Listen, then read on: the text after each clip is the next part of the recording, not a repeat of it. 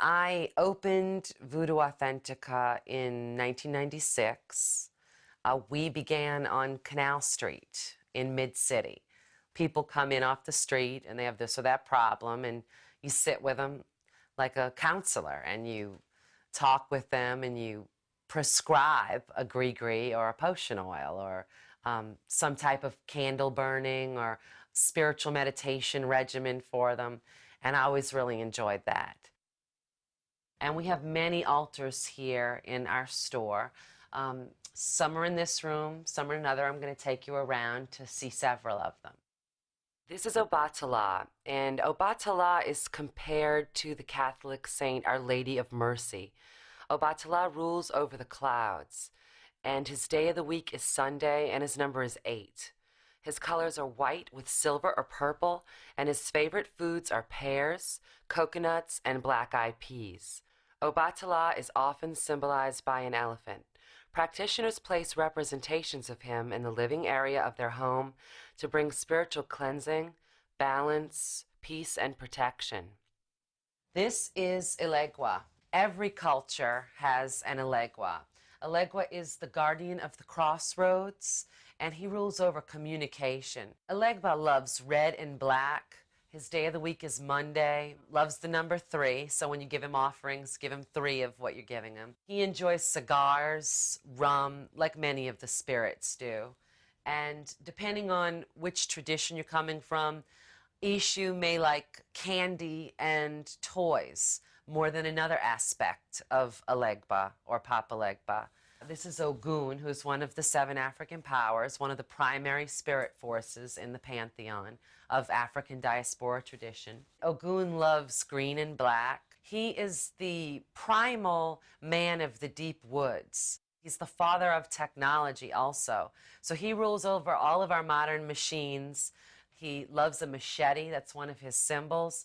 And one of the things we do to appease him in ritual is a machete dance, a sword dance. So there's many things that are under Ogun's control. He's also very much about justice, and because of that machete, cutting through problems. If you did want to do an altar to him, it'd be great to do it in green and black and give him the roots, nuts, and berries that he enjoys so much. Shango is the spirit of fire and thunder. He loves the color red, of course, because he's got that fire energy. Shango is very passionate. He is very sophisticated because Shango is a great king. So whereas Ogun is kind of a primitive spirit, he's someone that you wouldn't really take out to a fancy dinner. Shango would know exactly which fork to use. He's very strong, but very polished and sophisticated too. And Shango can also help you with matters of justice. He loves offerings, hot fire things, peppers, beautiful red, perfect apples. He loves the number 6, likes his work done on a Friday. One of the great rituals when you have a court case, he's another good one for a court case, is you take 6 red apples to a tree, write the situation down on parchment and leave all that for Shango at the tree as an offering. And he really helps you with justice. Of course, it helps to be in the right. It helps when you're not guilty. When you wrongly accuse, Shango will truly fight for you for justice. Oya is very important in Africa and in New Orleans for many reasons. Oya is the queen of the cemeteries and spirit world. She is the queen of the winds and the hurricanes. And we have so many problems with hurricanes in New Orleans that we pray to Oya constantly to divert those hurricanes. We hope that she sends them right back to the Gulf instead of, to another place. But so often you'll see that little dot hurricane coming straight for New Orleans on the news, and then it just veers off right before it gets to us. We thank Oya and, of course, Our Lady of Lourdes in the Catholic tradition for that. Oya is also the queen of the marketplace, so she's wonderful with helping, especially women entrepreneurs come to pray to Oya. These are community altars. People from all over the community and all over the world who visit the French Quarter come and use these altars, and they bring their petitions to the spirits, and they know that we're going to respect them and honor them, leave them there, and treat them properly. And we keep the spirits, well fed, well taken care of. So someone can come and leave an offering with confidence, knowing it will be well taken care of and that we honor our altars. This is a very important family of spirits called the Gede spirits. You have Baron Samedi. He is a Loa. In New Orleans, we honor both the Haitian Loa and the African Orisha, in addition to our own kind of New Orleans Loa.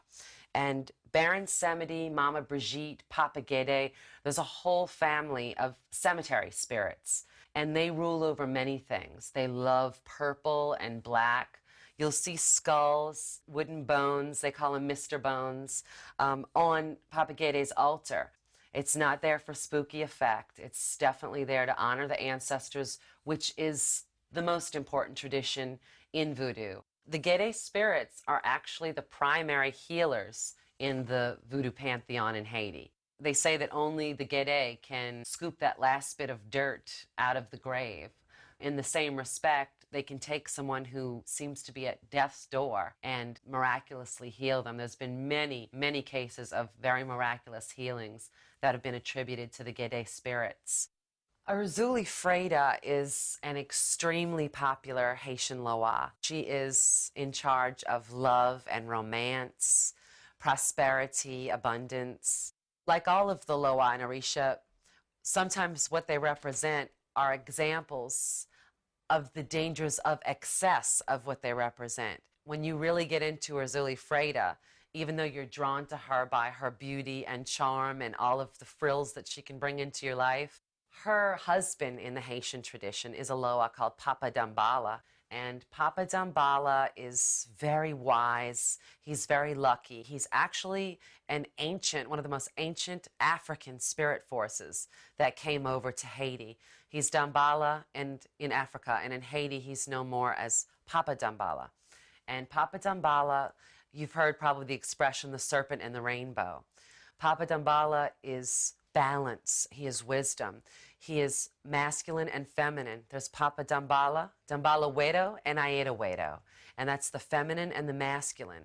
And together, they are a balance. They create balance. This is a very popular altar in the store. This is Yemiya and Oshun. Oshun is similar to the Haitian Loa Urzuli Freda, and she rules over love and beauty and sensuality. She's very elegant. She is more earthy, I would say, than Urzuli Freda. Yamiya loves the color blue, and she's the eternal mother. She's very nurturing, very loving. She is the mother of the oceans of the world. She is wonderful to go to for fertility and any matters of the home.